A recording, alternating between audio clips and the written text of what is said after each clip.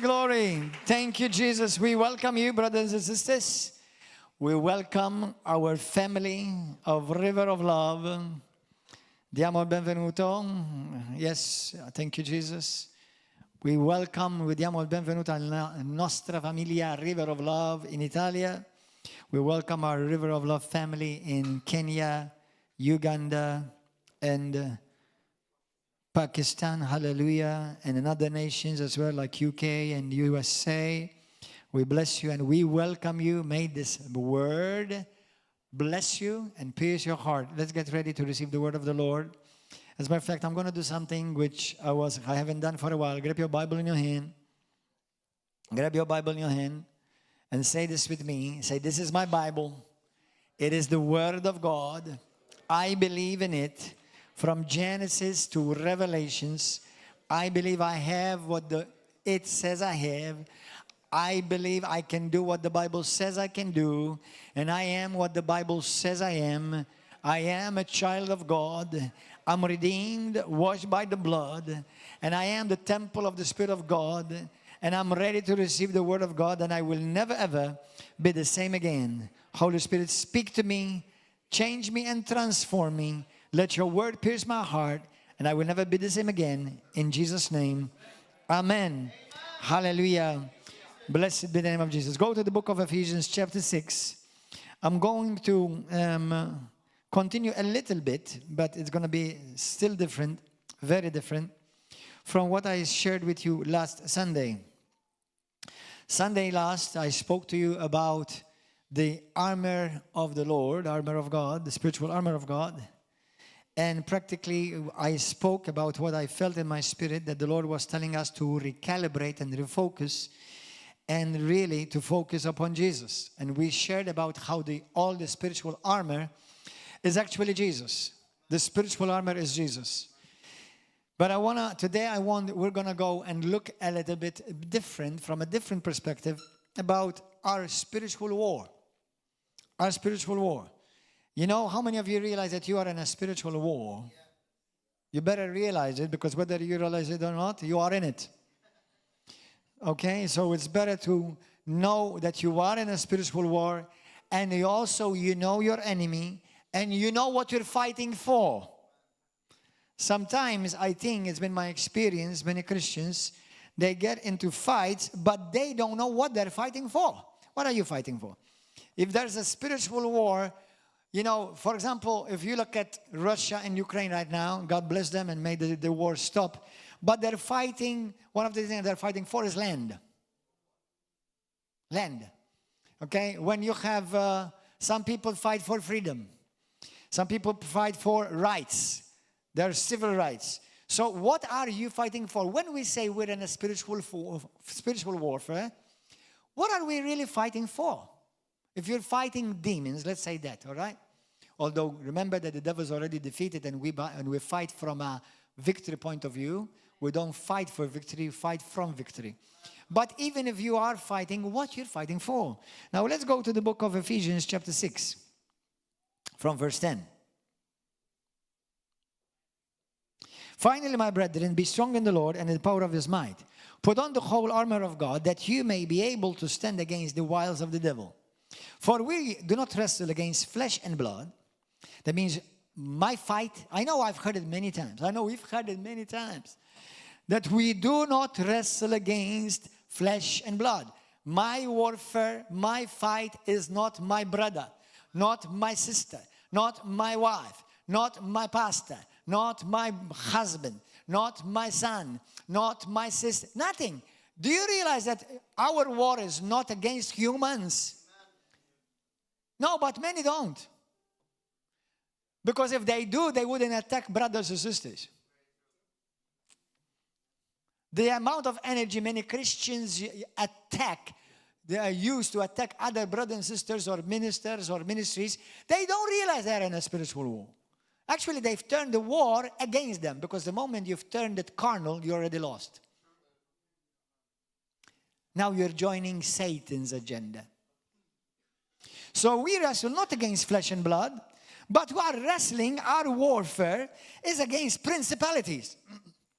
against powers, against the rulers of the darkness of this age, against spiritual hosts of wickedness in the heavenly places. Therefore, take up the full armor of God. So then we saw the full armor of God and every part of the armor of God: helmet of salvation, breastplate of righteousness, belt of truth, shoes of the gospel of peace, okay, the sword of the Spirit, the shield of faith. We saw last week that every piece of the armor is Jesus. Amen? Now, Romans chapter 13, verse 14, what does the Bible says? Put on the Lord Jesus Christ and give no room to the flesh.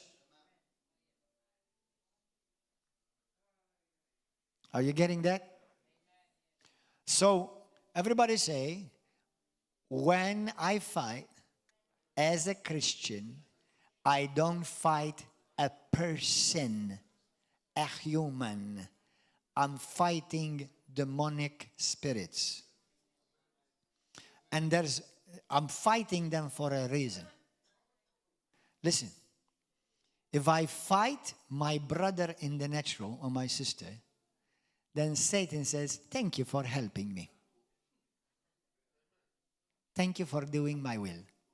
If I fight spirits, if I find demonic agendas, then God the Father says, thank you, son, that you are doing my will.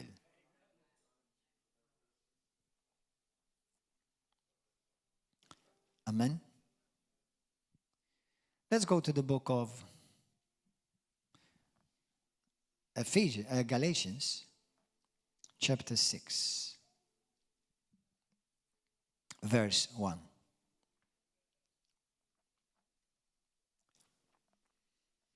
Hallelujah. You know, in the beginning of this year, I heard it very clear in my spirit. What the Lord said to me is that this year, many hearts will be tested.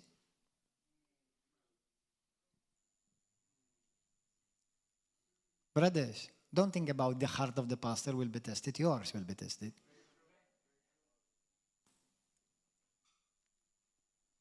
Don't think about the heart of the deacon or the heart of the praise and worship leader or the heart of the elder or the heart of the apostle or the prophet. No, your heart will be tested. Don't think about the heart of your wife or the heart of your husband. Your heart will be tested.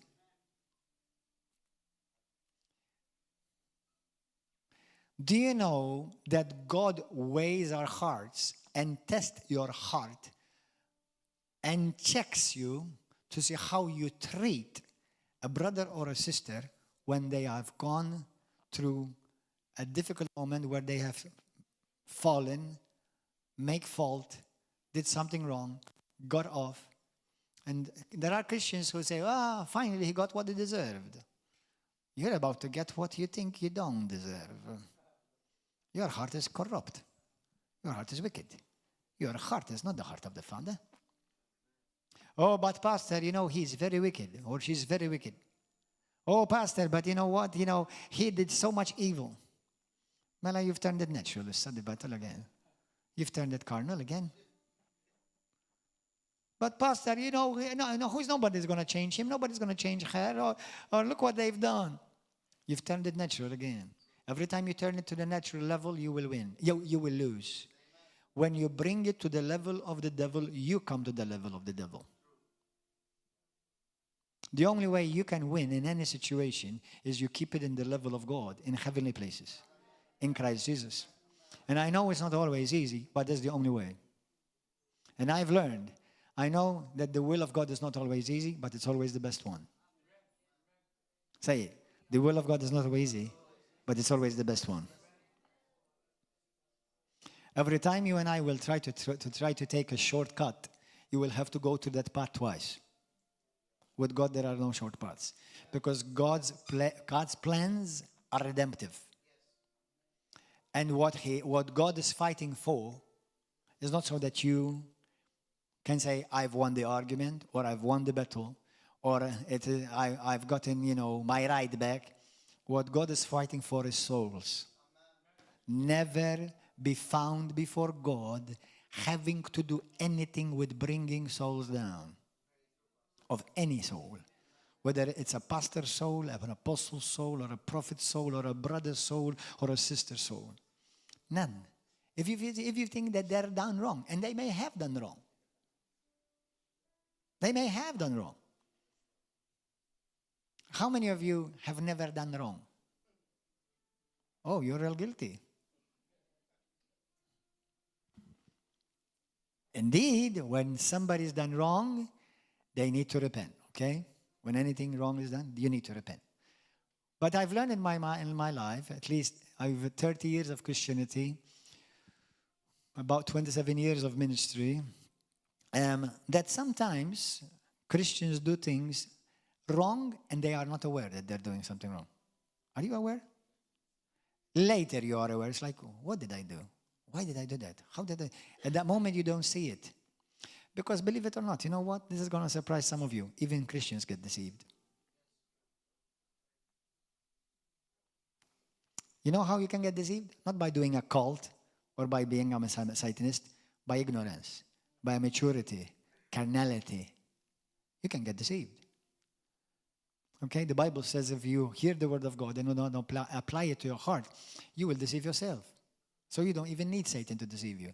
You're just becoming carnal. Just remaining carnal, you're actually positioning yourself to remain deceived. What deceived means is that you're not seeing the full truth. You're not seeing the full picture.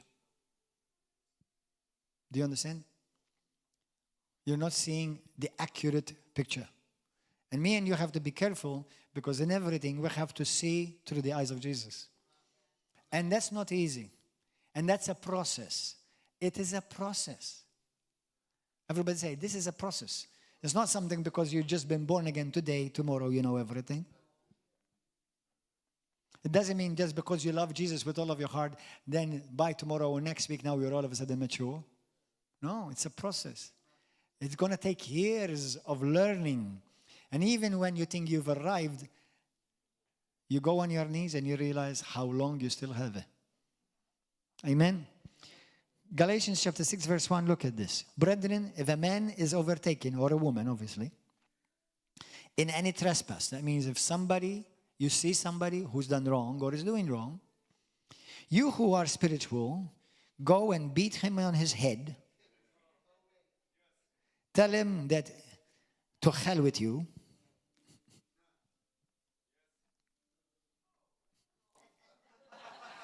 Well, that's exactly what he's going to receive. Because Jesus says, what you do with others, it will be done to you. Be careful.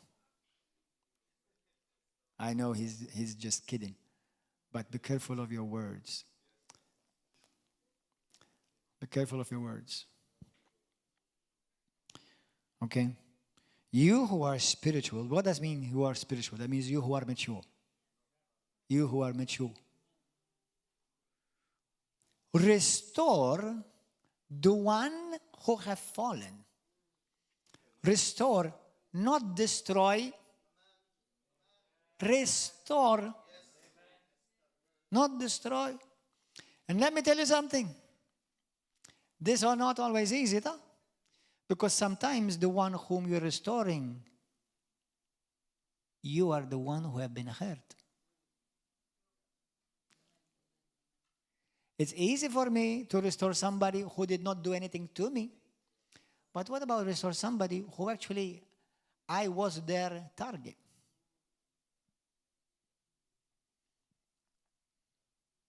Whom did Jesus restore?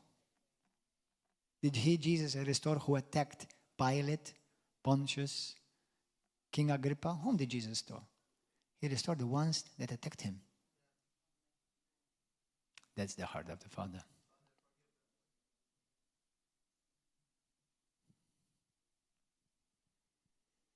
You who are spiritual, you who are mature, restore such a one in a spirit of gentleness, considering yourself also.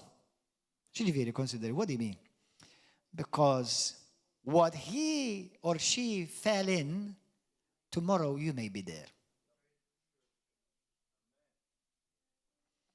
considering yourself, lest also you will be tempted. I've heard the story once, somebody who was attacking, a Christian attacking somebody who fell into a lifestyle of drugs. And he was never a drug addict, this guy, and he never actually touched drugs. Years passed. He actually ended up becoming a drug addict. How did that happen? Because there's a spiritual principle. What you sow is what you reap. As you deal with others, I will deal with you. As you forgive others, I will forgive you. Do you want to know if on the judgment day you will be judged by God or not? Do you want to know if you will or not? Check your heart. How many people you have truly forgiven? Truly. Because you haven't, then you know judgment is coming. Because as you have dealt to others, God will deal with you.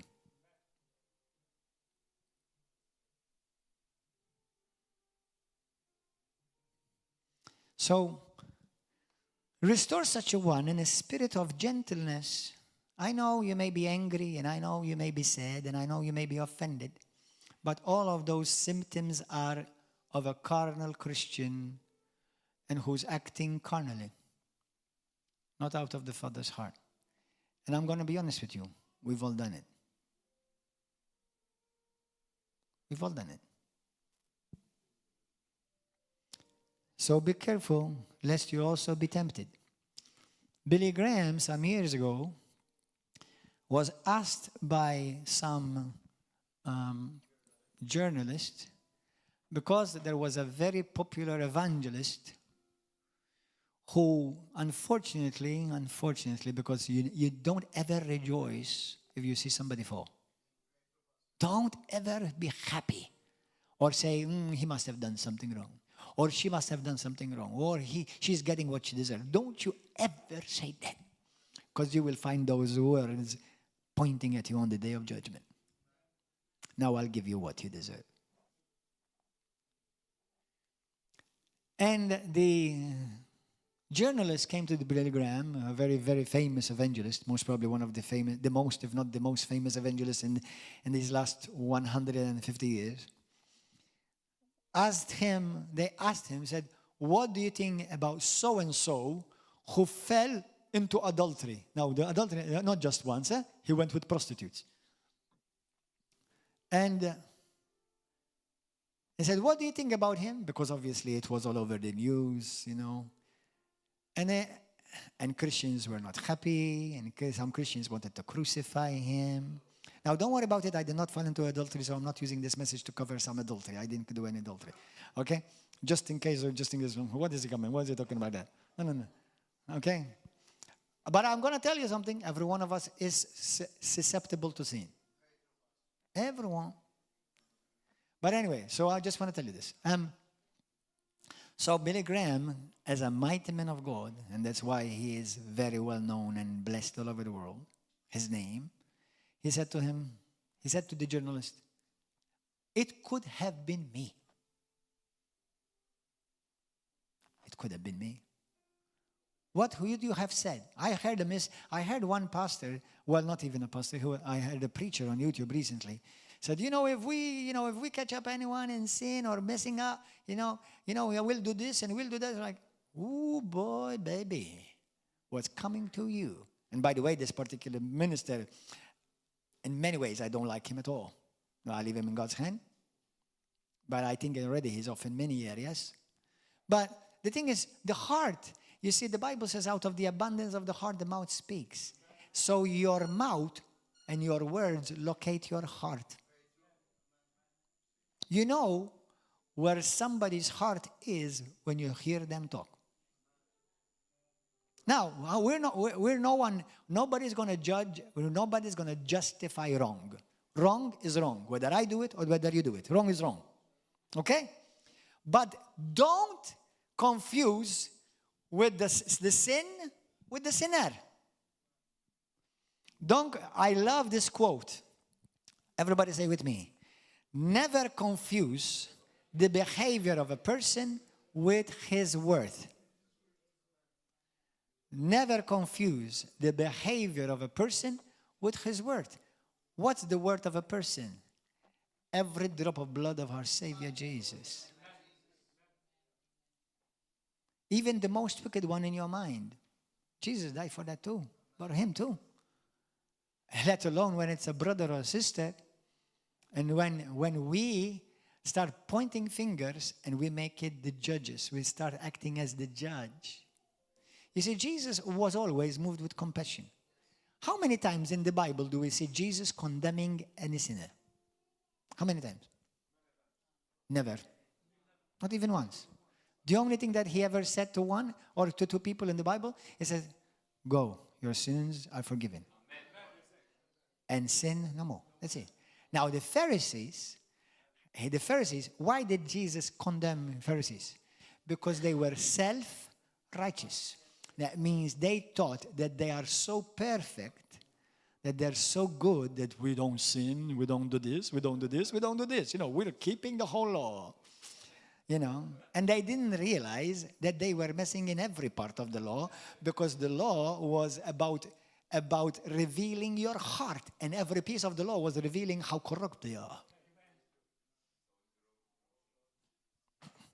So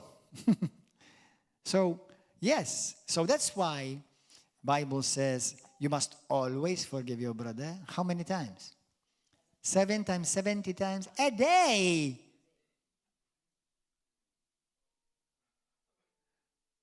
You know, I've had the privilege that I've been on a national level insulted, accused falsely, called all kinds of names. This is a beautiful privilege. Thank God. That's a tag I wear with honor. Okay? And you know how many people have come to church and they're part of River of today, that they were the ones who actually attacked me and insulted me. And when they came here, do you know what they found? Mercy. Grace. What did Jesus say on the cross when they were spitting at him and condemning him? What did they say? Forgive them, Lord. Now, he could have been just and said, fry them, Lord. Let's start Kentucky Fried Chicken for the day.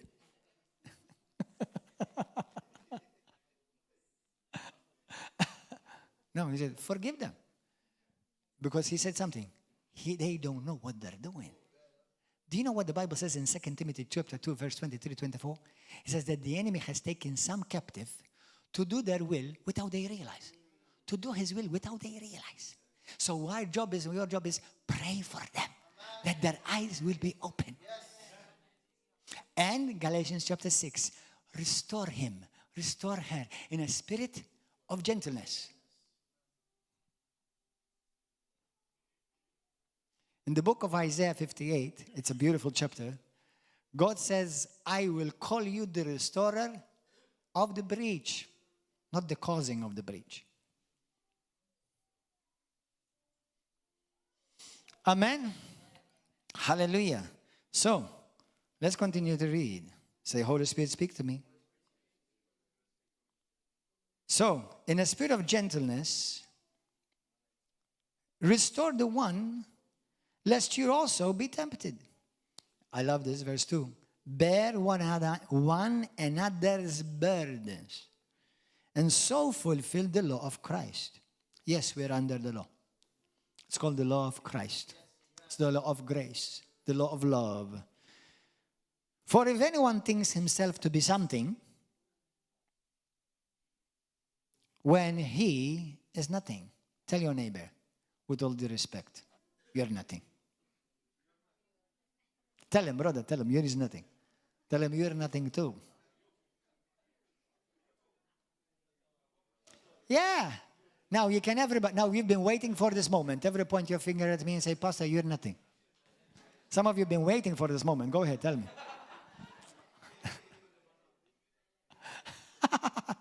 Yeah, we're nothing. Have you ever seen somebody drop dead? Drop dead. They're walking and they just like drop dead. You know how scary it looks. You know how scary it looks. I've seen video recently. It's like people walking on the streets, like all of a sudden, that's it. Like a piece of cloth. That's what you are. Nothing. Imagine that one maybe is boasting about how many qualifications he has, or maybe what a big church he has, or what a big ministry, or what greater anointing he has. Listen, you're nothing. And the moment instead of restoring a brother or a sister, I'm actually the one contributing to his downfall, you're in danger. You're in serious danger. And many Christians are there because they act carnally instead of with the mind of Christ. What does it mean when we say, I walk with the mind of Christ? What do you mean? Pastor, what do you mean? It's like, I have Christ written tattooed on my head here. What do you mean, I have Christ? I have the mind. That means I reason like Christ reasons. I think like Christ thinks. I act like Christ acts. The basic line would be this. WWJD. What would Jesus do?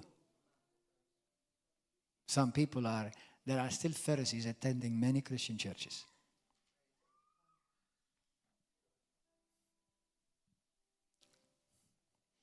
So listen, if you see a brother sinning, if you see a sister sinning, what are you supposed to do?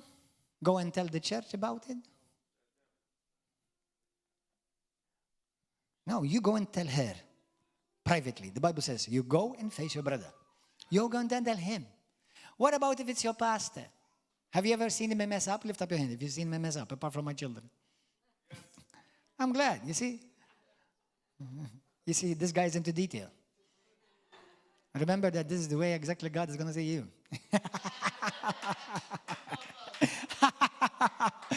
No, it's okay. I understand. We all mess up. No worries. No, we all mess up. I would be a dummy to claim infallibility. Who can claim infallibility? Okay?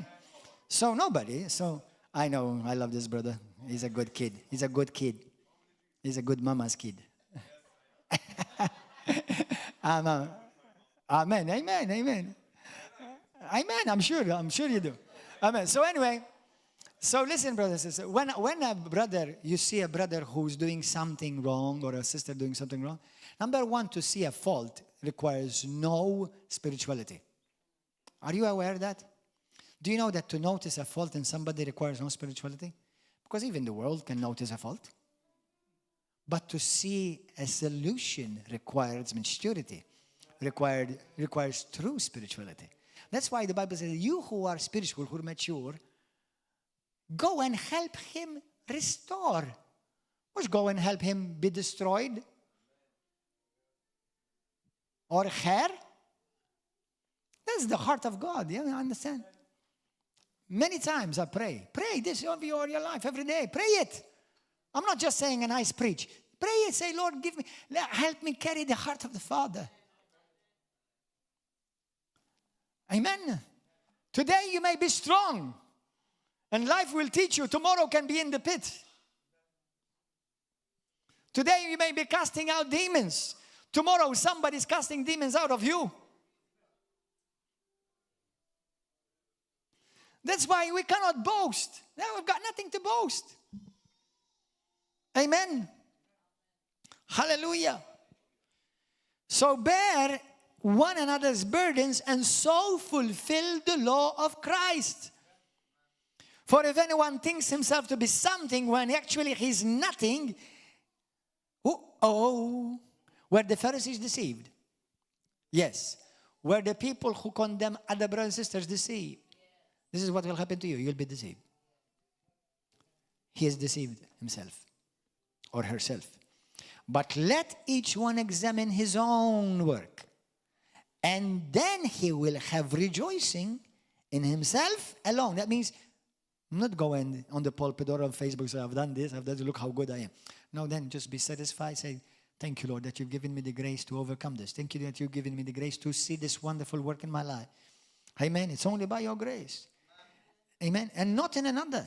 For each one shall bear his own load. Amen. Blessed be the name of Jesus. I want to show you something. Go to the book of Genesis, chapter 4. You know, I believe in the body of Christ, and I've said this many times before, but obviously today I'm expounding a bit more on it. But there are two types of Christians. Which one are you? Which one are you? I've said, I have another quote that I like to say. Many Christians fight, attack each other, not because they don't share the same doctrine, but because they don't share the same Father.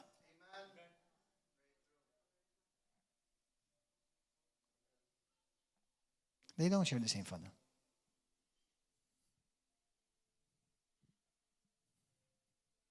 Now, obviously, if there's a wrong doctrine, you address it. But be careful. Especially, don't do something consciously that you want to hurt a soul.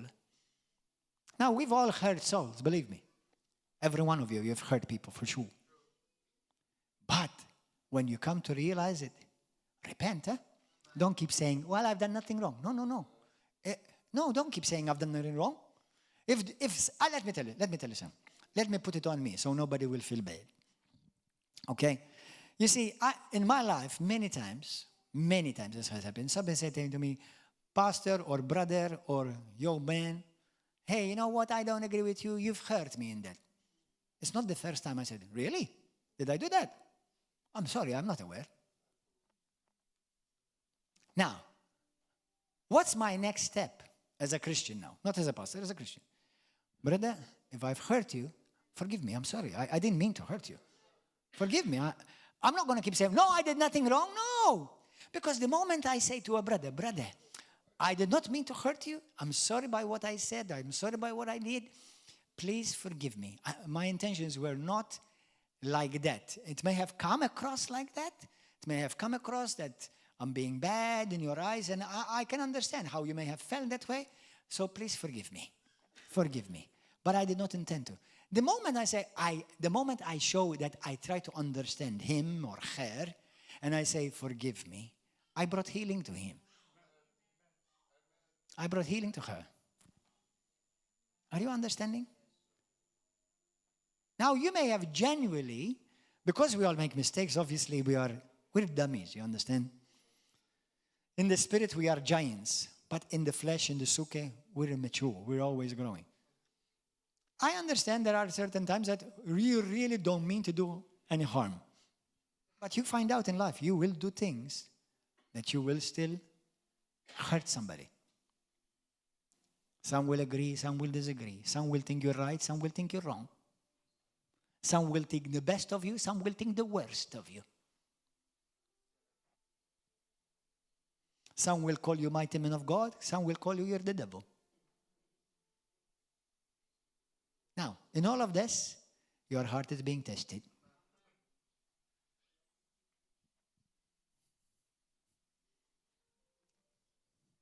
How many people I've had? Seriously. And I'm not using this to boast about it. I give Jesus all the glory for it. People that have insulted me, hurt me, and they really were bad. And they've come later to apologize. And they found Jesus with the same one that they attacked.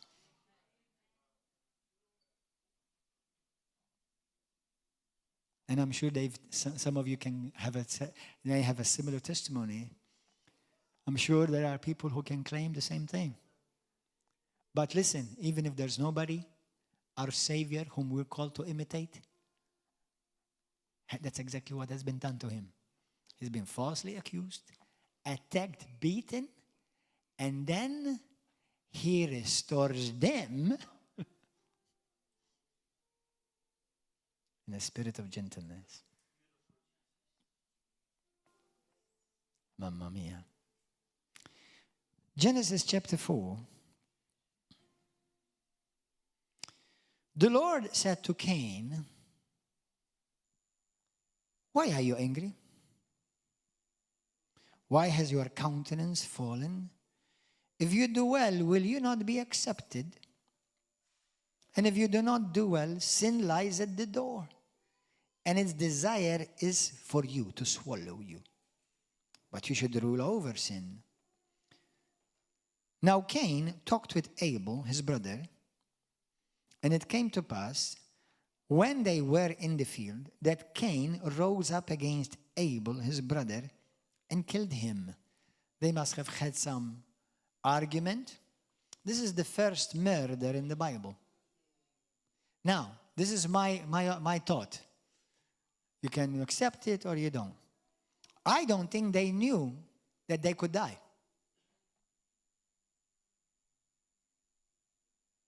This must have been a big shock on Cain as well. Because imagine that nobody ever dies. So, I'll beat you up, but you got up again. And this time he beat him up and he died. It's like, what is this? We've never seen anything like this. This was the first type of death, first type of murder. This first murder in the Bible. Now look what God said to Cain. Where is your brother Abel? He said, I don't know. Obviously he knew.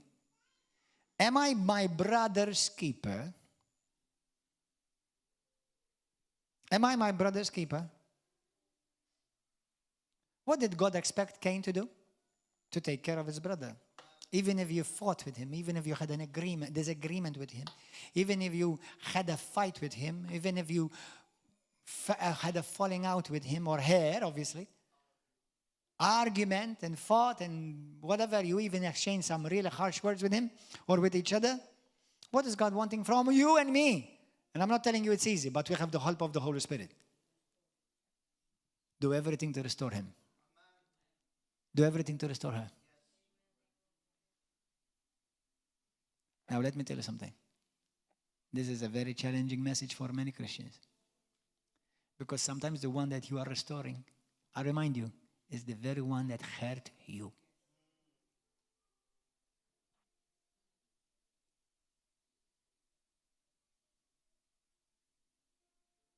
But if you were in their shoes, wouldn't you want to be restored? Mamma mia. Now go to the book of Revelations. Look at this. Beautiful Jesus.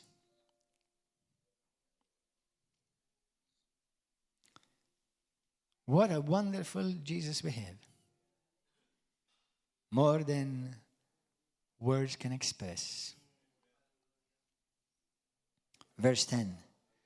Then I heard a loud voice saying in heaven, now salvation and strength and the kingdom of our God and the power of his Christ have come. For the accuser of our brethren, who accuses them before our God day and night, has been cast down.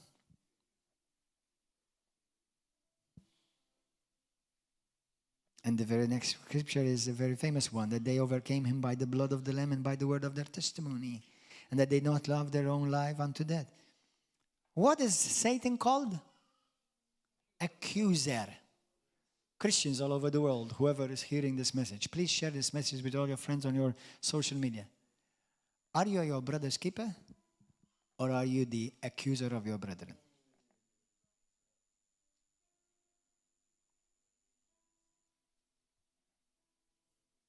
Anyone who has joined Satan's side, they have a very fearful day on the judgment day to experience. Because Jesus speaks in the book of Matthew, I think in chapter 8, where there was a ruler who forgave his servant a great amount of debt. And then his servant that was forgiven went and found somebody else and looked for somebody else who did not forgive a little debt. And God said to the one who was forgiven much, you wicked man, I forgave you that much, but you kept hold on claiming that he owes you or she owes you that little thing. After, look what you've done to me, and I forgave you all. Why do you think in the book of James chapter 2, the Bible says, I prefer mercy over judgment? Why do you think the Bible says judgment? I much prefer to delay judgment because I prefer for you to be saved Because judgment is not even nice, not even for the Christian. That's not nice. Paul says it's a fearful thing to fall under the hand of Almighty God. It's absolutely, there is no hope for the sinner unless they come to Christ. But for the Christian, it's still, we have to keep our heart pure.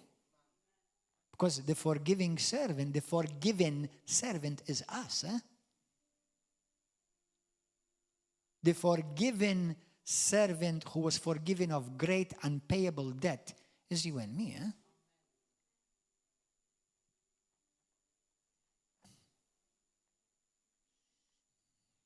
Listen, I'm not going to promise you'll understand this theologically. But you will understand it if God will do in us, each one of us, a heart transplant. And give us the heart of the Father. Amen? And there are many Christians who have joined the accuser of the brethren. If you see YouTube, it's disgusting. Men, women attacking other men and women of God. Many times even false accusations, let alone. So, what about brothers and sisters in the church?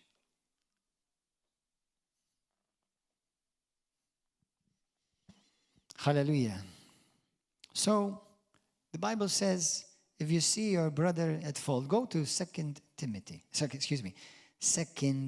Corinthians. How do we handle these situations? Because listen, they're going to come up. One day you will hurt somebody, and another day somebody will hurt you. That's it. One day your favorite preacher, your favorite pastor, your favorite brother and sister will disappoint you and let you down. But one day you'll let them down too. What are you going to do? Are you in the restoring heart attitude? Oh, listen, this is not easy. I know some things to forgive are easy. But there are certain things in life which are not easy. What about forgiving the one who's put you in jail for nothing? And go and restore him. Because he's so depressed. He's so oppressed. Nobody who does that gets blessed by God. What about go and restore the one who abused you?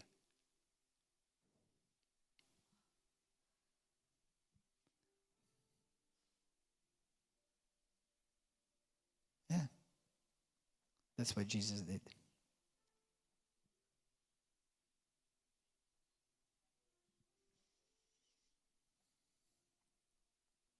Mamma mia.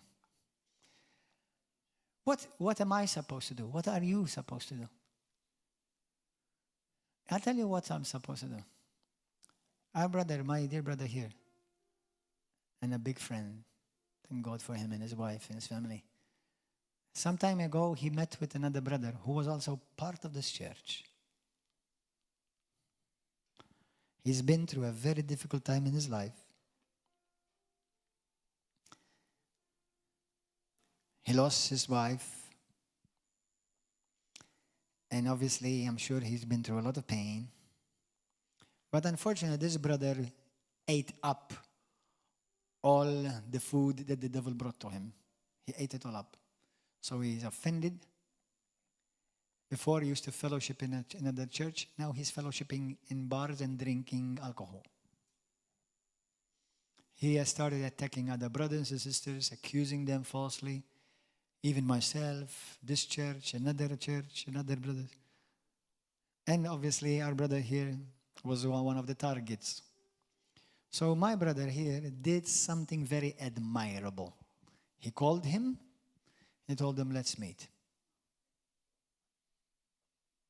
He spent 3 hours with him and he spoke with him. He extended grace to him and forgiveness and mercy. Now, whether that brother or not will ever change or not, we don't know. But this brother did his job.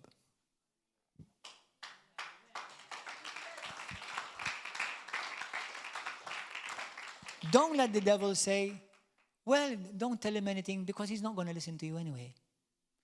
And, don't go and tell her. She may get angry with you and you will get offended. She will get offended with you. And she will not look at you anymore the same way. Don't go. Let's say you see the pastor do something wrong in your eyes. Now, it may be genuinely wrong or just wrong in your eyes. Let's say it's really wrong. And you say, I'm not going to tell pastor because, he may rebuke me. Number one, even if I do, you're still right in the sight of God. But what about if I don't? Because many people have told me this. Pastor, I don't come and tell you anything because I'm afraid. I'm afraid. You know why you're afraid? Because you're considering you over me.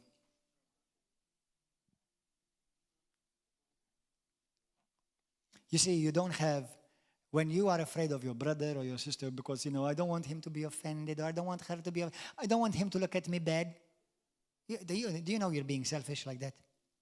If you say that you really are a loving child of God, why do you not consider more the situation or the condition of that brother who in your eyes may be falling, may be genuinely falling or may be just your view?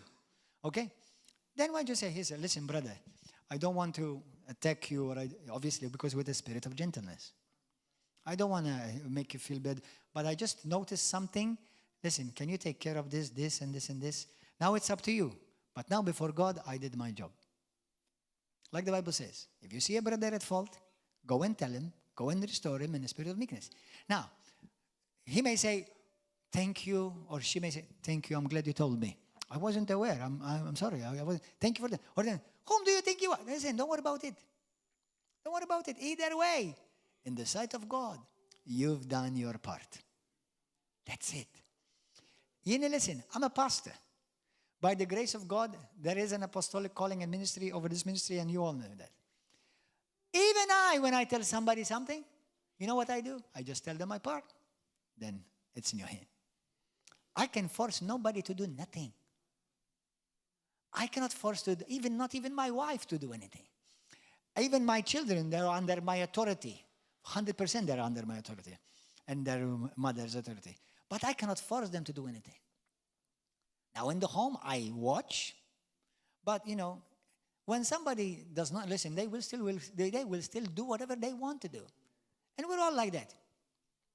But if somebody, you tell them, and then somebody else God uses to tell them, or her. They made that brother or the sister is like, maybe I did something wrong. And what's happening now? You are working to restore that one.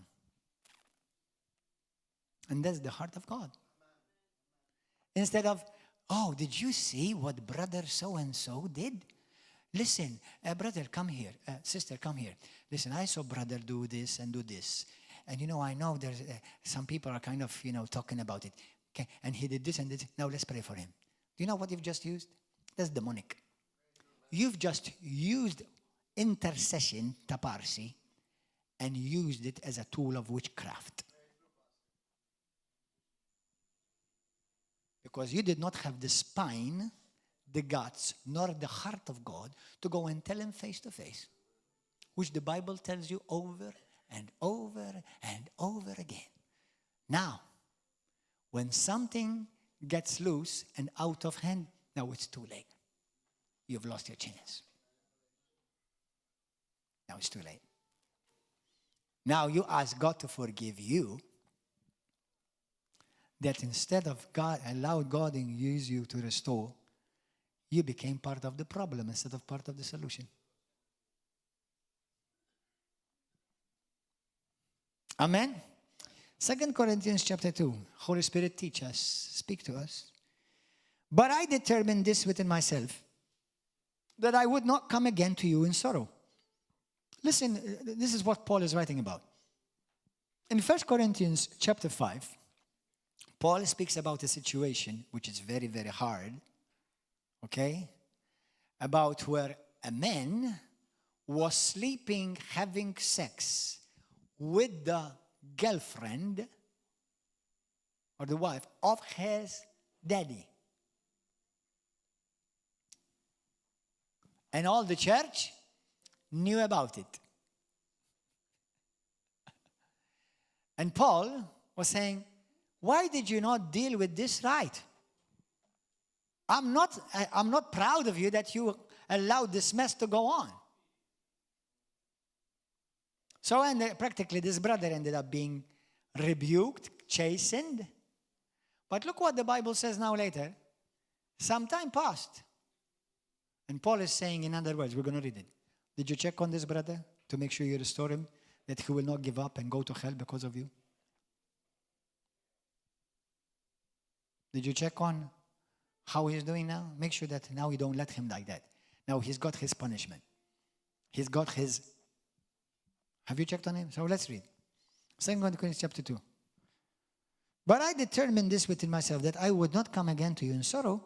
For if I make you sorrowful, then who is he who makes me glad but the one who is made sorrowful by me? And I wrote this very thing to you, lest when I come, I should have sorrow over those from whom I ought to have joy. Having confidence in you all, that my joy is the joy of you all. For out of much affliction and anguish of heart, I write to you with many tears. Paul used to cry a lot. Not that you should be grieved, but that you might know the love of a spiritual father, which I have so abundantly for you. Because Paul was speaking to his children as a spiritual father.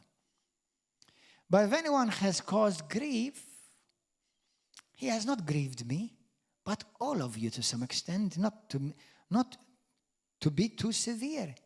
Don't be too severe. We are to restore, not to destroy.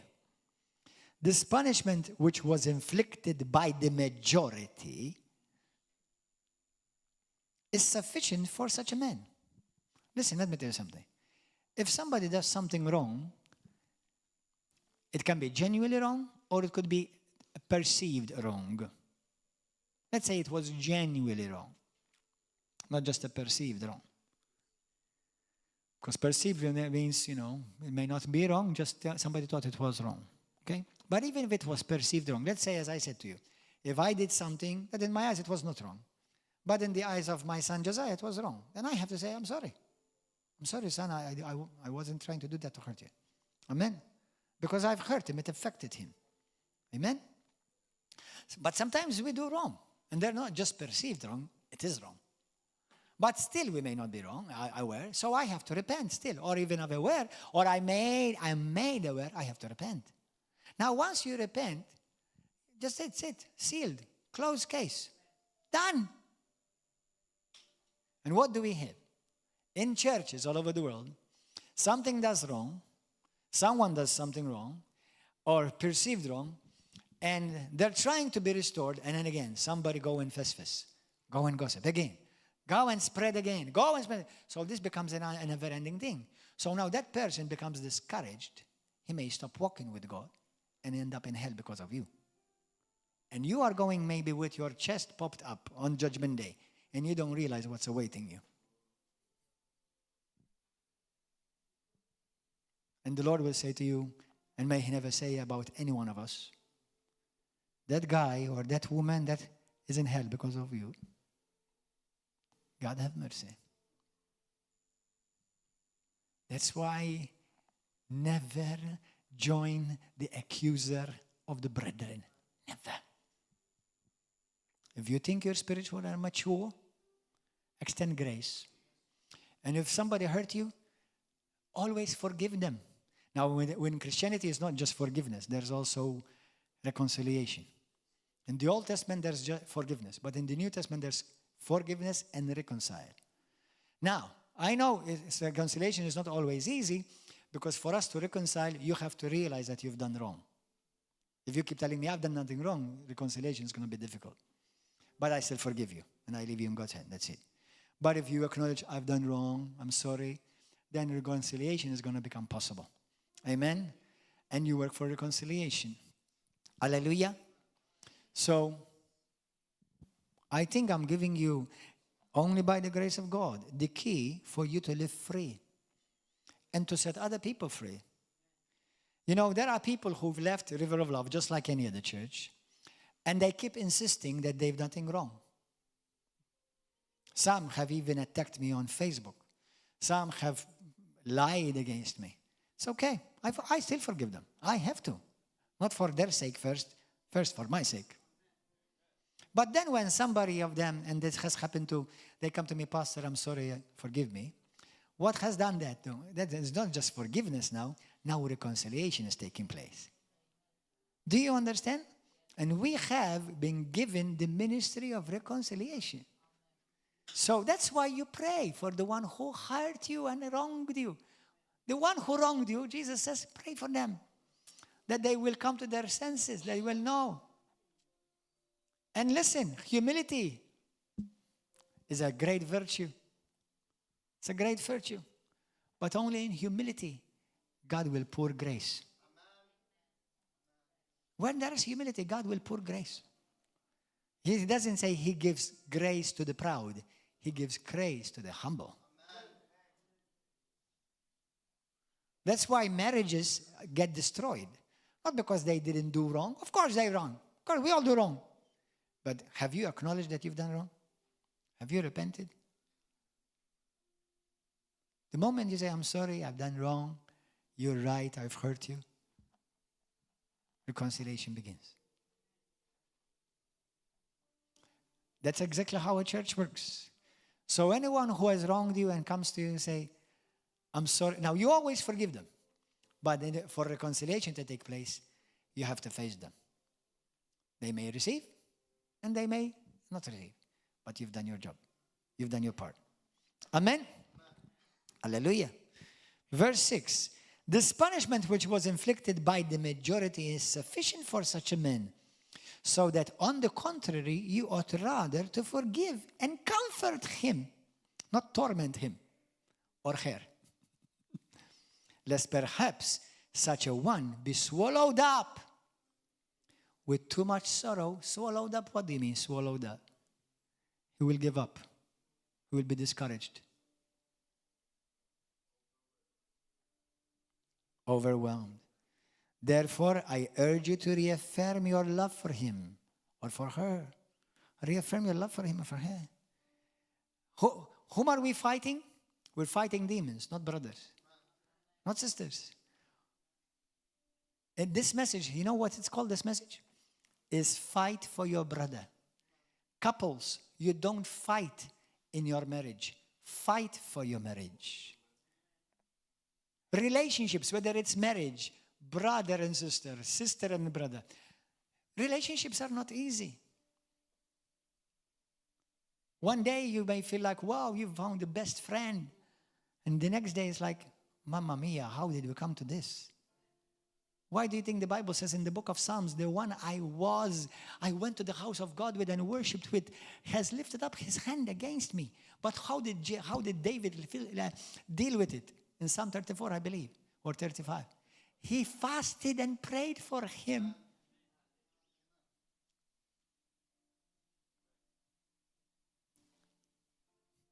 And the devil hates covenant relationships, whether it's a marriage covenant relationship or whether it's a brotherly and sisterly relationship in Christ. Amen. Therefore, I urge you to reaffirm your love for him. For to this end, I also wrote that I might put you to the test whether you are obedient in all things. Now, whom you forgive anything, I also forgive. For if indeed I have forgiven anything, I have forgiven that one for your sakes in the presence of Christ, lest Satan should take advantage of us. Not of just that person, of us. You may be coming against demons, and you should, but if you do not extend forgiveness and grace, you're allowing Satan to swim in the pool. Lest Satan should take advantage of us, for we are not ignorant of Satan's devices. Hallelujah. So what are we going to do? In life, you're going to need grace. You're going to need mercy daily. Let us come to the throne of grace, Hebrews 4, so that we may obtain mercy and help, strength in time of need. This is how churches are built. Relationships require work. That's why when you are a mature Christian, you don't jump the ship just because all of a sudden it's facing waves and it's sinking. You stay on the ship to make it continue to sail. And let me tell you this. I'm reminded of a story. I'm reminded of a story. You know, marriages, you know, everybody, even the most in love couple that was existed ever in the world, they faced challenges in their marriages. Okay? Nobody goes into marriage wanting to have challenges, but we all know you're going to have them. Sooner or later, and most probably sooner before later. I was talking to some this week, even on the night of honeymoon, they were fighting. There was no honey, and there was only a blue moon.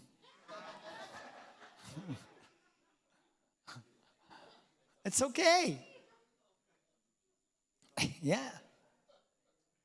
And they were telling me how for the first 3 months of their marriage, she said, this is it. I'm out. And they're Christians. Until God said, where are you going? Where do you think you're going? Go back. We all love the gooey feelings. That's why they have the gooey movies.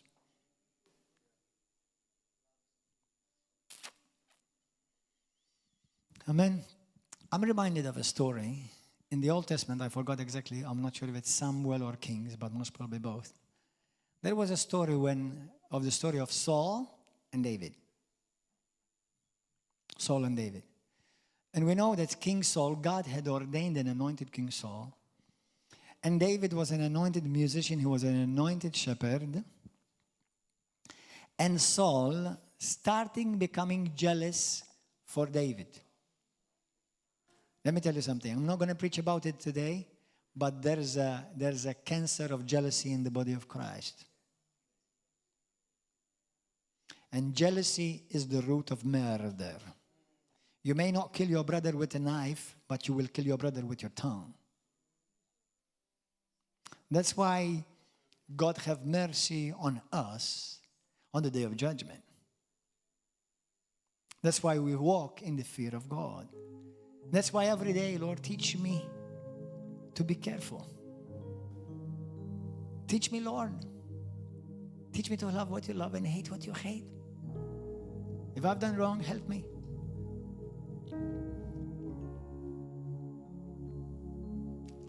And I remember the story goes that Saul, who was hunting David down, and he never did anything wrong. Nothing. He only blessed him. Only blessed Saul. And Saul put it in his mind. The Bible says there was demons oppressing Saul, influencing Saul. The devil comes to kill, to steal, and to destroy. And one day, God brought Saul. This is interesting. God brought Saul like this, near this rock to rest. Except he didn't realize that David was right behind it, ready to strike him and kill him while he's asleep.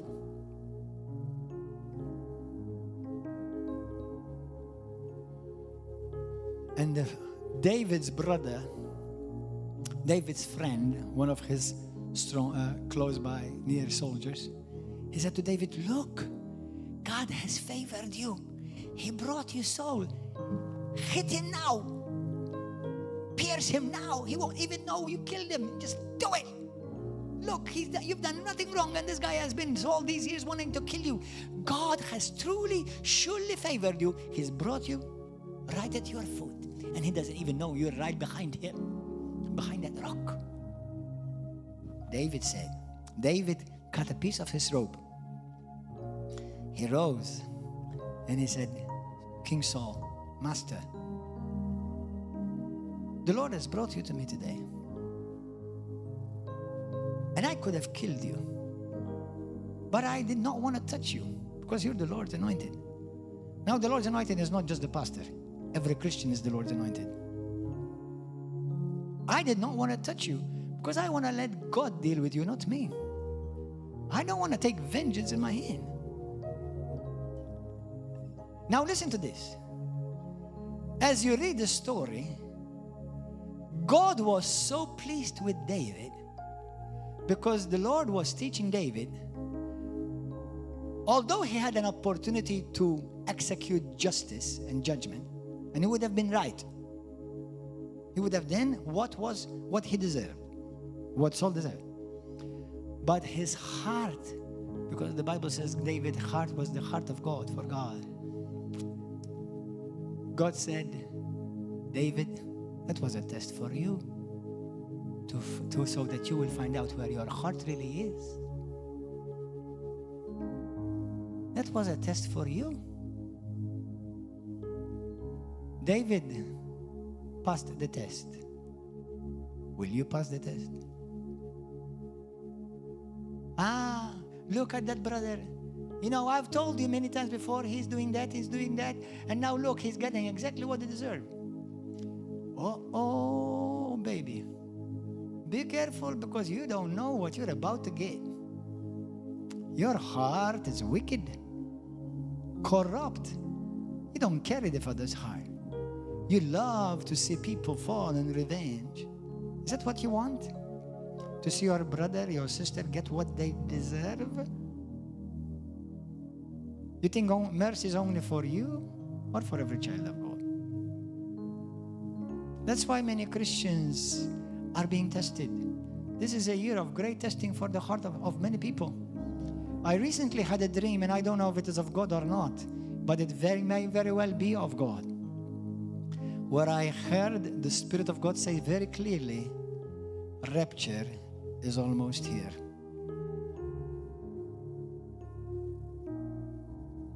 If it is true, may the Lord have mercy on us. Because if God finds me with blood on my hands, that instead of building my brother, stoning my brother or my sister, I'm not going to have a good standing before God. And He may call you wicked. I've forgiven you all of that debt.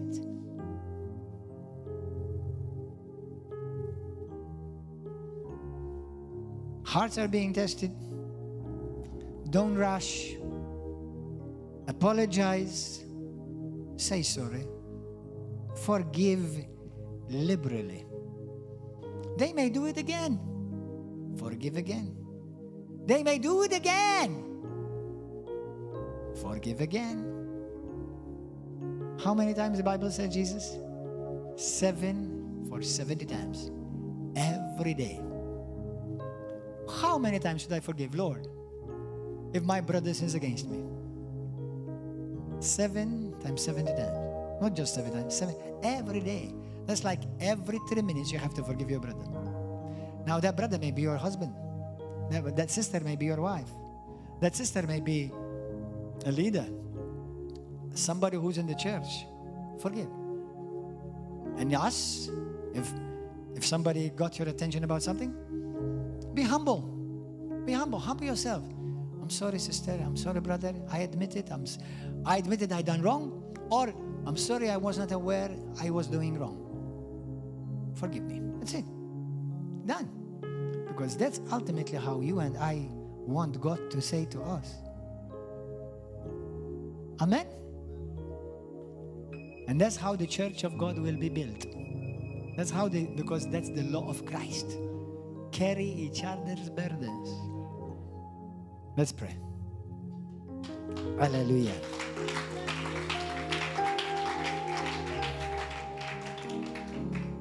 Hallelujah. Be careful of spreading rumors, gossip, because you will be held accountable. For love covers a multitude of sins. Yes, love covers. Keep in mind, your brother is not the demon. The demon may be using your brother or your sister, but the demon you can deal with and cast out. Your brother you have to restore. That's your first move. And it's not easy. And if you want to know how easy it is, look at Jesus on the cross. That's the work of reconciliation. That's the work of reconciliation, and we preach the word of reconciliation. We preach what Jesus did, I do too.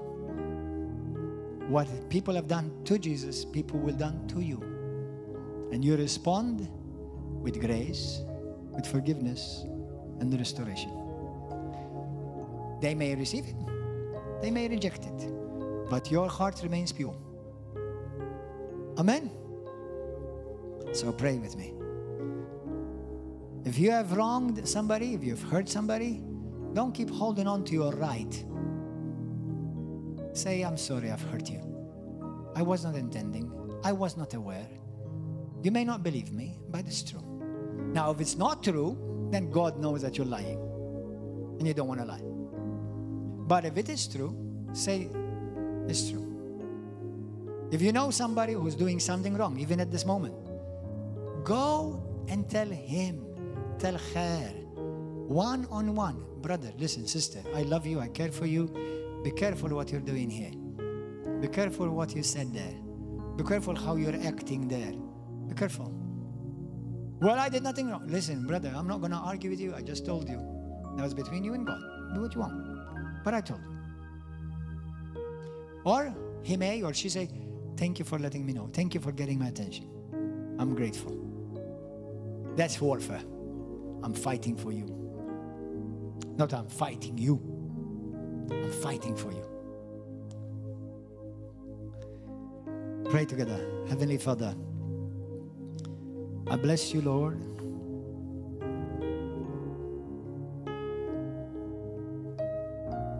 Jesus, we need you. Jesus, we love you. And I know that our love will be tested. Mamma mia. How our love will be tested. And we know it's not easy. We know it's not easy. But there is grace and there's mercy.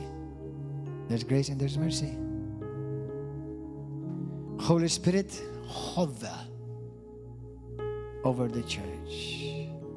Cleanse us, each one of us, from the pointing of the finger, from the accusing tongue. Cleanse us, O God, in the mighty name of Jesus.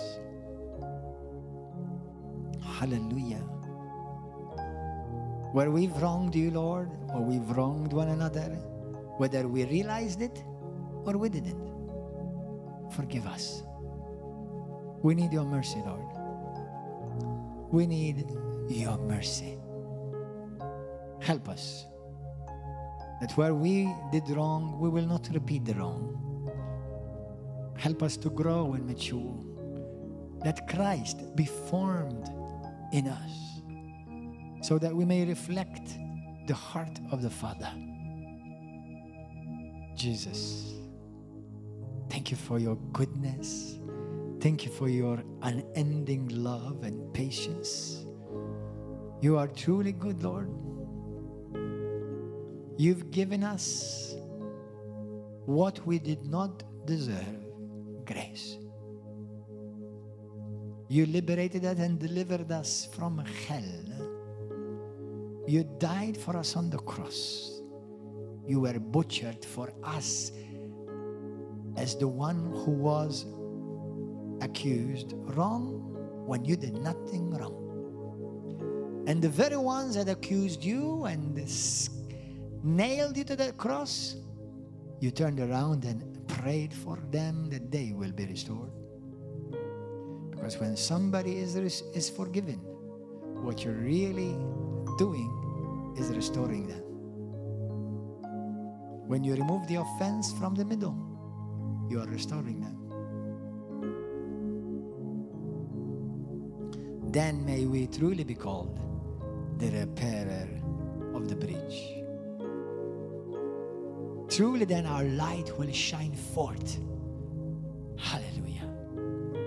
And magnify our Savior. Lord God Almighty, rule and reign over your church worldwide. Rule and reign over all the churches and the ministries of River of Love. And above all, rule and reign over our hearts, oh God. I forgive. Tell him, I forgive anyone who's wronged me. Whether they did it on purpose or not, I forgive them, God. And I don't want the enemy to take advantage of us or of that one person. I forgive them. And I will choose to be part of the answer instead of part of the problem. I will be part of the solution. I will hold on to you, Jesus. And we boldly decree and declare that the church of Christ is arising. The body of Christ is arising. The bride of Christ is shining. Lord God Almighty, we decree and declare that a river of love is arising. And nobody's going down in Jesus' name. Not one soul will go down. If you're going to clap and praise Him, clap and praise Him. Hallelujah. Come on, everybody. Thank you, Jesus. Hallelujah. Everybody stand. Thank you, Lord. Please share this message on your Facebook, on your Instagram. Share this message on YouTube with brothers and sisters, on WhatsApp. Please share it everywhere. Many in the body of Christ needs to hear it. And if there's somebody watching that used to be part of this family river of love, maybe if you left, you're welcome back. And there is no condemnation. Nobody's going to point fingers at you. If anybody has been asked to leave, seek reconciliation. Seek to please the Father. Seek to do what pleases God. And you will truly magnify God and glorify and make the heart of the Father rejoice. If anybody right now needs healing, let me tell you something. Unforgiveness will make your body sick. Holding a grudge will make you sick. Holding anger will make you sick in your body. You know that? Many people's healing is only one forgiveness away. I'm serious. So today, let me pray for you. If you need to forgive somebody, or you may be the one carrying the burden and the condemnation because you want to be forgiven. Now, if anybody, you feel like you wish that I forgive you of something, let me assure you, I forgive you. 1000%, I forgive you. That's it. If anybody of you need to forgive somebody, forgive them. Remember, what you sow into their lives, you reap in yours. Amen? So, Father God, we pray for those who may be having a heavy burden, attacked, and feeling condemned, Lord. Lord, thank you for helping us to restore one another with a spirit of meekness, for this is the law of Christ. Hallelujah. You've been good to us. You never give up on any one of us. Lord, grant us your spirit of wisdom. May the spirit of mind, the spirit of supplication, the spirit of the fear of God be upon each one of us in this church and all those connected to this altar. And Lord, we cancel, destroy, and demolish every scheme of the enemy. And we will not give the opportunity for the devil to do anything between us, in Jesus' name. And Lord, if we need to be corrected in anything, so be it. If we need to bring it to attention to somebody with a spirit of love and meekness and restoration, so be it. In the name of Jesus. Jesus, may your name be glorified in river of love. in all the ministries of Nations for Christ, in all of the land of Malta and all the churches, in the mighty and powerful, matchless name of Jesus. And now I command every spirit of condemnation, every spirit of heaviness, every pain that was caused you, even sometimes by a brother or a sister. May every pain, may you be healed right now from every heartache, from every pain, in the name of Jesus. In the mighty, glorious name of Jesus, may you be healed. In the mighty, glorious name of Yeshua. And as you seek restoration and reconciliation, don't rush. Don't seek position. Don't seek fame. Let time, let restoration take place. Amen. Hallelujah. In Jesus' name, amen. Well, those of you on YouTube and Facebook, God bless you. We hope to see you next week. Next week is going to be a special week. I want to remind everyone watching. Friday, we have Good Friday miracle service. Saturday, we have Resurrection Spectacular with a gospel concert of gospel music and musicians and singers. And then Sunday, Resurrection Sunday, we have Easter Sunday here with communion. We're going to pray for healings and for the power of God to touch many people's lives in Jesus' name. God bless you. See you next week. Hallelujah. Let us worship.